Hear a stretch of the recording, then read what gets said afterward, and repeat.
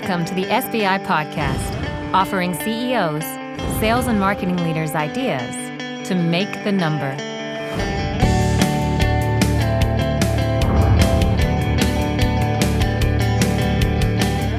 Welcome, SBI Podcast listeners and video podcast viewers. My name is Estrella. This is my good buddy and colleague, Dan Perry. We are with SBI, a sales and marketing consultancy dedicated to helping you make your number. On this web show and audio podcast, we feature topics and tutorials that will help you make your number. By tuning in, you can leverage emerging best practices and receive how-to instruction on some of the most prevalent go-to-market problems that exist in today's complex selling world. Yeah, Eric, did you ever wonder why some companies make their number every year and some struggle with consistent performance? Companies come to us every day and ask for help to get more consistency in making their number. But most don't even know where to start. And it starts with strategic alignment. But first, let's define what that is. Strategic alignment begins with a clear understanding of the corporate strategy, followed by a grasp of the interdependencies among the various functional strategies. To truly be strategically aligned, you must link these internal strategies with external market conditions. Now, Eric, it's been proven difficult to do. We found that 91% of companies are misaligned. And the main reason is the realization that companies really have tactics masquerading as strategy. This results in a lot of waste, or as we like to define it as, thrashing, right? Yeah. Tons of work with little productivity gains. Cool. Thanks, Dan. So on today's show, we're going to focus and discuss sales enablement, right? This concept and discipline is new to many organizations. And many confuse sales enablement with training, right? This leads to millions of dollars and thousands of man hours wasted each year on creating sales programs that are never used in the field. Sales staff become numb to the constant flow of new and improved sales training programs. Eventually, they just ignore them, or worse, pay lip service to them, and while each sales rep continues to perform as he or she sees fit. So, what is sales enablement, right? It's really plain simple. It's getting the right content into the hands of the right sellers at the right time through the right channel to progress an opportunity forward. So again, simple. Right content, right hands to progress an opportunity forward. It's easy, right? Now, the hard part is executing on it. Oh, totally. But effective when done right. Yep. So today, we're going to help you make your 2016 number by demonstrating how to develop and execute, like we just talked about, a sales enablement strategy. To do this, we're going to use SBI's Revenue Growth Strategy Workbook titled How to Make Your Number in 2016. You want to copy this workbook? Go to salesbenchmarkindex.com/2016-report. And if you want someone from SBI to teach you how to use it, sign up for a workshop at salesbenchmarkindex.com/2016-workshop. Okay, Dan, you ready to get this party started? Yeah, let's go. All right. So, in our firm, SBI's point of view, there are 9 steps in executing a sales enablement strategy. Right, so 9 steps. That sounds daunting, but fear not, we're going to walk you through each one of those in today's show. All right. All right, let's get started then. So step 1 is Sales Enablement Charter. So what's the goal of this step? It's about the quality of the interaction on the sales enablement side. It's the sales enablement leader's responsibility to make the sales team more effective, which means you should ask yourself this question: how do I make the sales team better at their jobs? Period. The answer to that question should go into everything in that charter. Everything else is just noise. Got it. So when you said effective, right? So having run sales ops and enablement in my past life, when I think of sales operations, it's really about efficiency. How do I make it easier for them to do their jobs? So sales enablement on the other side of it is how do I make them more effective? How do I make them better at their jobs? Okay, cool. Well, you mentioned the charter, right? So give us a couple examples. Yeah, all right. So example of a bad charter, if one doesn't exist, that's a bad charter, right? In all sincerity, though, the vast majority of the organizations we engage with really don't have one. But that's okay. It's an emerging best practice. We are here to tell you that you should implement one to ensure the effectiveness of the sales team. Here's an example of a good one. All right, so I'm going to hit the high notes here as you read on screen. Acme's sales enablement team executes the sales strategy and drives sales rep productivity by these bullets, right? Creating sales tools and job aids for internal and external consumption that enable the methodology, increase deal size, decrease sales cycle length.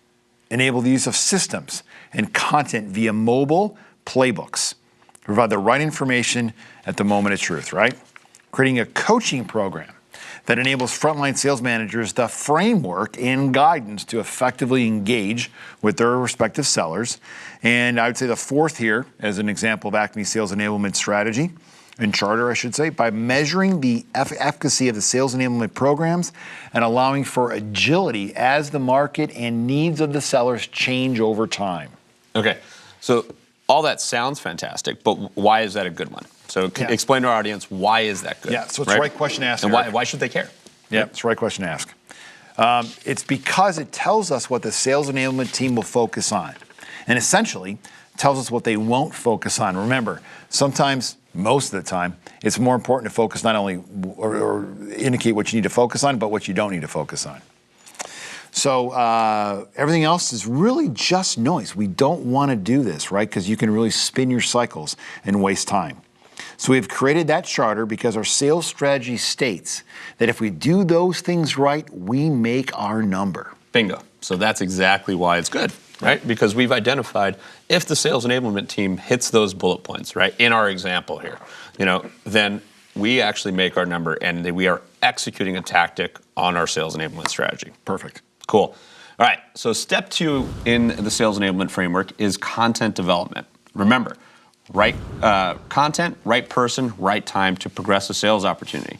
So develop content that is relevant to the salesperson, contextual to the situation. Relevant content to the specific buyer at the specific sales stage is the most effective content, right? This can be outsourced, to marketing, to product management, etc. But sales enablement own the ability of getting it to the sales team, right? That's the communication vehicle. Yep. They are the conduit between those two teams. In order to get this right, the sales team needs to be able to have a channel to allow feedback on what content is needed, right? So I'm going to give you a quick example here, right? So deals are being stalled in the latter part of the sales process, and it's due primarily to the buyers not really understanding the value or total cost of ownership of our solution. So if sales reps communicate that to sales enablement, then really the sales enablement team should be able to kind of create a business case, an ROI template that will aid in late stage stalling of deals. Simple example, but you get the gist of it.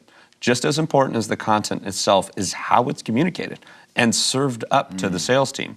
Which leads us into step number 3, Dan. Yeah, so making sure no matter what content it is, it's the right place at the right time is critical, right? So that's about playbooks. So sales playbooks. A sales playbook should be contextual and specific to your sales process, which is mimicking your buying process. It's about taking the content and packaging it up into bite-sized, digestible nuggets to move the ball forward and accomplish said tasks and stages in the sales process. All right, so I said a lot of words there, right? Right. Take the content, package it up. You didn't say mimicking, but you tried to say it. I did. You're right. So I won't say that, try that a word again, but I will say that it's taking the content, packaging it up into bite-sized information. Why? The worst case is when you plop the 385 page playbook in front of somebody, they're not going to read it, they're not going to like it, and it's going to go on the shelf, right? Yep. So, a couple points here. The sales playbook should answer this. How does a sales rep interact with the content and the buyer at the moment of truth? And Eric, so obviously we can spend a whole show on how to create a sales playbook. But you look at this visual on screen and you can follow these simple steps and build a version 1 for yourself. Yep, so let's walk through this real quick, right? So this is a quick how-to on how to build a playbook. And for those of you following at home, please refer to the visual on screen, right? So right now, Dan, you talked about this and you're absolutely right? So mapping the sales process to the buying process is the first and foremost. Then we conduct a content audit. So what is that? So that's when we're identifying gaps in our content at sales stage to specific personas, during major interactions. In our example before, we said we didn't have an ROI tool or a total cost of ownership calculator, right? Those are different content things that we need to develop, right? Well, so I think a content audit is important not only to realize what we have, and what we don't have. Oh, it's bigger. It's way important to find the gaps, more so than what it is what we do have. So once we've identified those gaps, we actually go and create sales tools to fill those gaps, right? So it's really saying, okay, well, now I need to go build that ROI calculator, right? So sales enablement either builds it themselves or farms it out. Either way, it needs to be satisfied within the field in order for it to actually be effective. So we talked about this at a prior episode about sales process, right? And you just got to make sure that the sales tools, the customer will value that. Now, totally agree. In ROI, they'll value that maybe indirectly, or a call plan, they'll value it indirectly because you'd be more prepared for a call, but they got to value that sales tool. Okay. The next step in creating it is the creation of the book itself. Right, so you talked about 385 pages. That's not going to get digested, right? It needs to be in those bite-sized chunks. It needs to be typically mobile-enabled, right? So you're creating that book in order for you to be able to kind of feed it into. That's your push vehicle for your sales enabled to get it to a sales reps. Yep. And the last step is not really a step at all. It's iterate, right? So it's knowing what's working, what's not, and a constant iteration, right? Think about product management. Agile methodology, Scrum methodology. Ship it and fix it, right? Yeah. Let's make sure that we're moving in the right direction constantly. I noticed that iteration means really market research too, right? As the buyer changes, we need to update our sales books to make sure that the content's enabled to our buyer and have our salespeople more effective. Cool. All right, so we're going to take a quick and short commercial break, but stick around because when we come back, we're going to show you how to develop the next few steps of the sales enablement framework.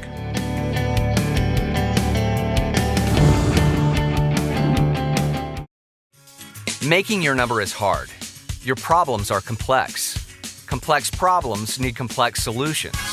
Introducing the SBI magazine. Read in-depth stories written by award-winning journalists about how your peers have overcome their problems to make the numbers. When you need more than a tweet, social post, or blog article, turn to the SBI magazine. Go to salesbenchmarkindex.com to subscribe.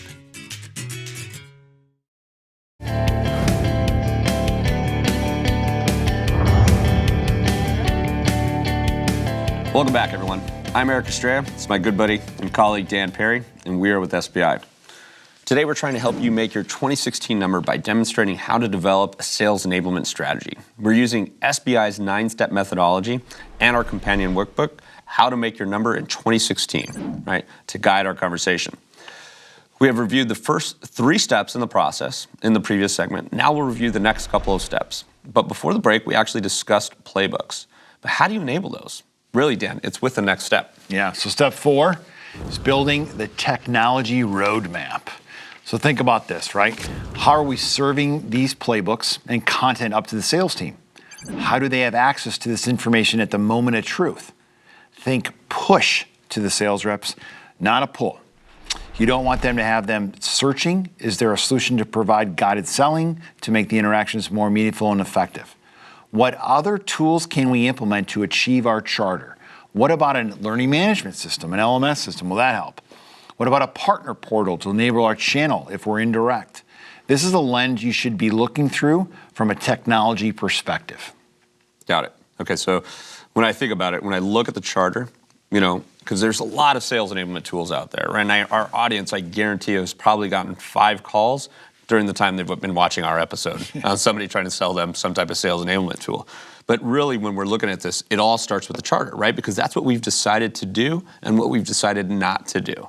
Right? So we just got to make sure that sales enablement's goal to make our sales team more effective, better at their jobs. I'm going to tell our audience something. Do not buy a software tool without a process or a playbook developed first. Totally.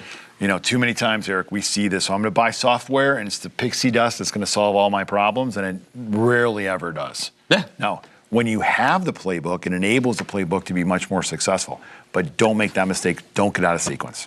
Totally agree. All right.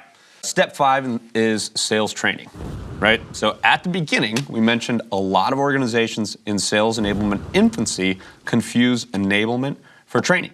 As you can see, we've already walked through multiple steps before we even got to sales training. So here's what should be done, right? So you should centralize all of your inconsistent and disparate training programs under one umbrella and one leader. Package all of the tools into one training program.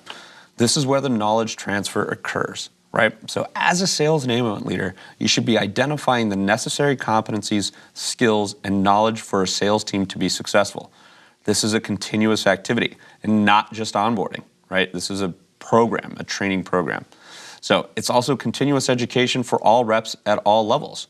And the program should be designed to meet the needs of your internal personas. Let me give you an example here, right? So if you introduce a sophomoric training program for your high-performing sales leaders who have taken that level of training 10 years ago, you're not driving the right behavior, nor are you driving adoption. So you mentioned sophomoric as well, to make a point here, right? A lot of best practice training curriculums have a 101, 201, 301 kind of university course approach, right? So 101 might be basic coaching methodology. 201 might take into account situational coaching or situational leadership, right? Where 301 might even get into coaching above you, to your boss, versus just coaching to direct reports. So that kind of approach seems to not only be a best practice, but be highly effective. Totally. And another thing too, we talked about competencies, right? So in training, a lot of organizations, yes, I'm talking to you audience, have actually said, okay, hey, my guys need more product training. Well, probably not, right? Or maybe they do, but is it actually really a competency that they're lagging? Like objection handling and negotiation tactics, things like that. Remember, what we're doing is making them better at their jobs. And that's not just product training. Yeah. So. All right. Eric, time for another short commercial break, but don't go anywhere. On the other side of this break, we're going to show you how to complete the sales enablement strategy.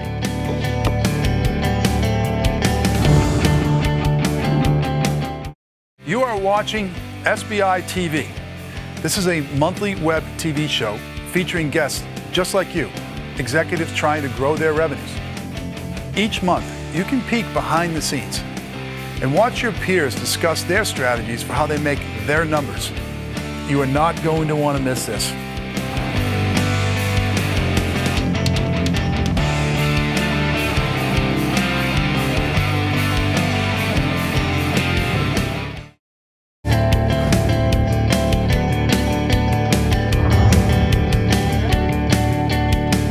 Welcome back, everyone. I'm Eric Estrella. This is my good buddy and colleague, Dan Perry, and we're with SBI.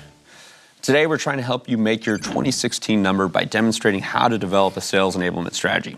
So we're using SBI's 9-step methodology and the How to Make Your Number in 2016 workbook to guide our conversation.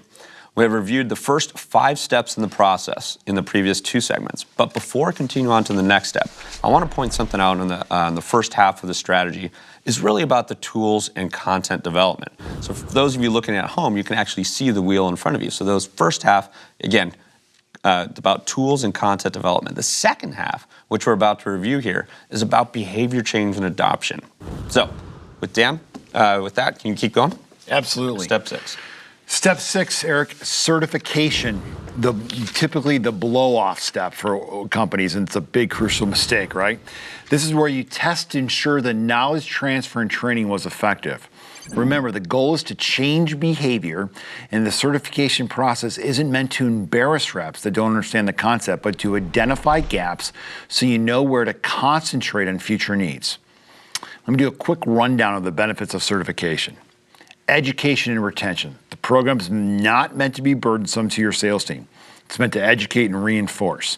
And with a multi-tier certification program, you can take your sales team from novice to expert. Speed, another one, right? You're not only educating, but you're getting out of the gates fast. Adoption is key, but slow adoption can lead to a missed opportunity, obviously. Visibility. You know who in your sales organization is capable of executing on the initiative. You also know who is adopting the new initiative, but most importantly, you obtain visibility into the effectiveness of your enablement program. And then finally, your repeatability, repeatability. This is a program that you know you can replicate and scale. With certification as part of your entire enablement program, you are driving consistency. And now finally, adoption, right? Plain and simple, certification drives adoption. Let me repeat myself. Certification drives adoption. Education and reinforcement are the precursors to adoption. Eric, I said certification is the blow-off step, right? Because companies just don't do it, and they miss all of these critical things to get these processes and programs implemented and adopted. Yeah, I think you're right? I think everybody thinks it's a burdensome task, but it's not necessarily burdensome on the field because what we're doing is identifying gaps, right, and ensuring that a behavior change truly does happen. Right? If people are failing the certification, it's likely not because of the sales team's fault. It's likely because we actually didn't train whatever the content was pretty well. So it's important that we actually see that. Yeah, absolutely. Right. So Dan, I'm going to move on to step number 7, which is gamification. Right? Here's the incentive to change behavior. Make it fun, a positive experience. It's the carrot, not the stick. Right? It's all about driving adoption in the field, similar to certification. Again, a quick run through on the benefits of gamification. We talked about this before, so it's actually repeated. Education. So gamification will teach your sales organization to acquire new capabilities. These capabilities will be an improvement from the methods and approaches of today. So when a sales rep acquires new skills and knowledge, it increases their chances of success. Rewards. This is kind of stating the obvious, right? So salespeople are inherently competitive. So take advantage of that. Reward excellence. With the proper incentive, your sales team will strive for excellence in the game. Excellence in the game means compliance with your initiatives and systems. So again, let me actually reiterate that. So excellence in the game. If somebody's actually performing well in the gamification game, then that means that they're actually adhering to what it is that you're trying to change. Yeah, I agree with that, right, as well. But you remember, gamification sometimes fails. Well, of course, it always fails. Yeah. So, Doesn't always fail, excuse me. It fails a lot if not done right. Okay. Got it. Right. So, when we talk about incentives and systems, so make the reward tangible, right? Cash, trips, prizes, etc. The intangibles, like bragging rights, will come along with it. Lastly, behavior change, right? Education and incentive will lead to behavior change. Think about the cultural shift in your organization. Reps will follow the path of least resistance towards money and success. Incent the right initiatives and you will see the behavior follow, right?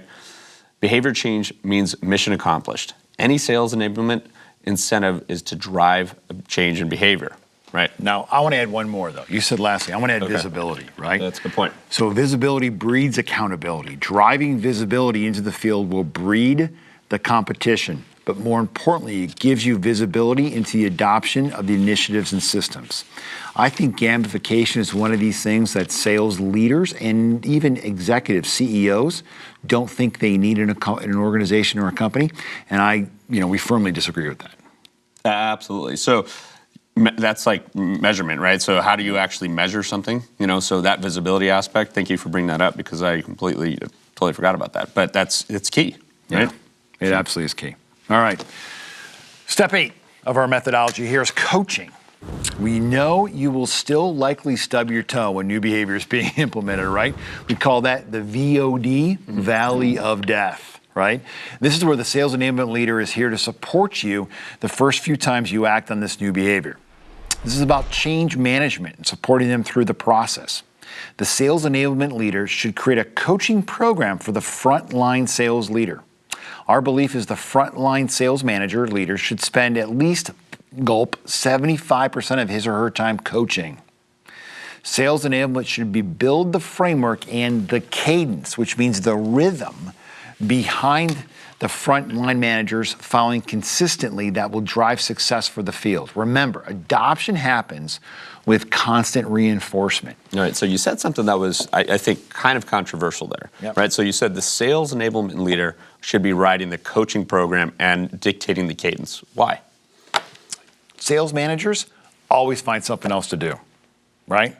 When there's a law for this, right? When there's time, it fills up with activities. And what they do is they get burdened by internal, maybe non-selling time activities.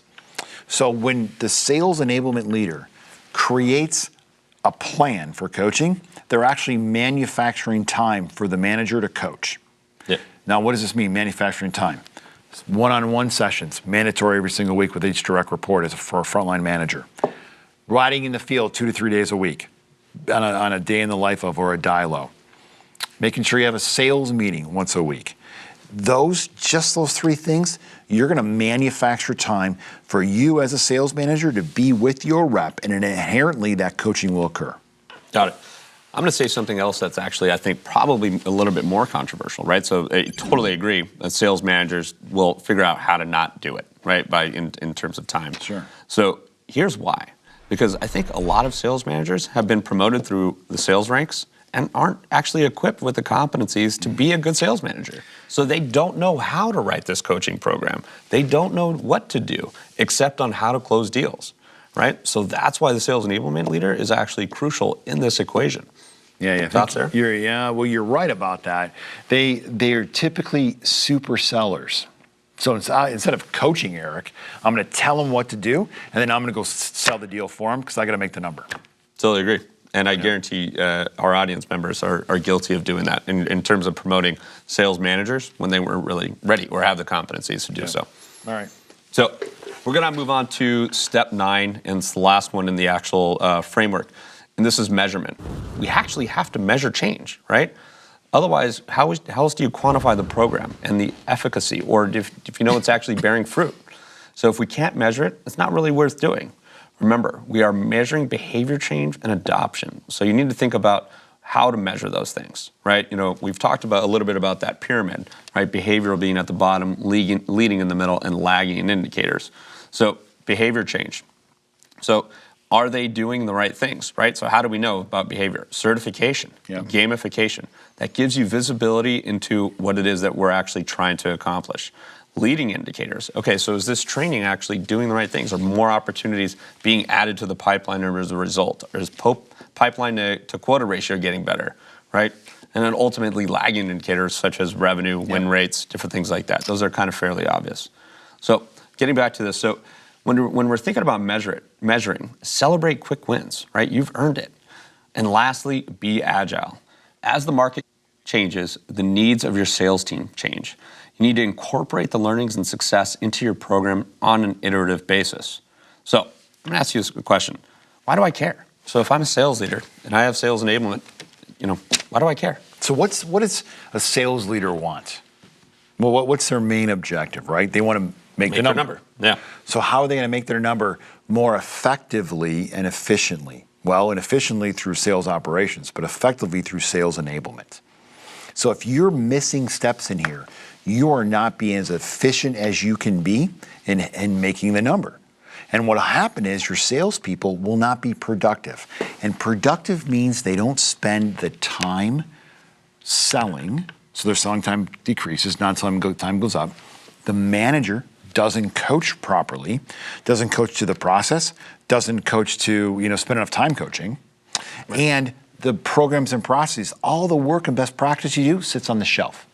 So you're going to rely on heroic efforts or the talent only of the people that you've hired in the organization. That's a great point. So when you think about it, right, so you have 50% talent, 50% performance conditions, right? So sales enablement job is a big portion of that 50% of the performance conditions. We need to make sure that those reps are put in the right position to be successful. Correct. And if you blow this enablement thing off, that's exactly what's going to happen, is that your reps they'll thrash. A lot of work, not a lot of productivity. Yep. So Dan, that completes the sales enablement strategy framework. We have shown you how sales enablement is much more than just training, and we walked you through the steps on how you can implement this in your organization today.